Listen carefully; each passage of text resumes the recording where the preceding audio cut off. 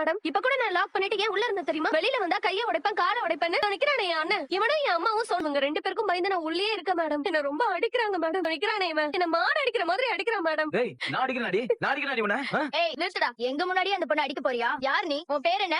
Vasanth madam, வானதியோட அண்ணன். என்ன வேலை பாக்குற? வேலை தேர்ந்தெடுக்கிறேன் மேடம். அதான் வேலைக்கும் போல வீட்லயே உட்காந்துட்டு காலேஜ் போற பொண்ணு அடிக்கிறியா? என்ன தைரியத்துல அந்த பொண்ணை போட்டு அடிக்கிறீங்க? என்ன சார் நீங்க அப்பா தானே?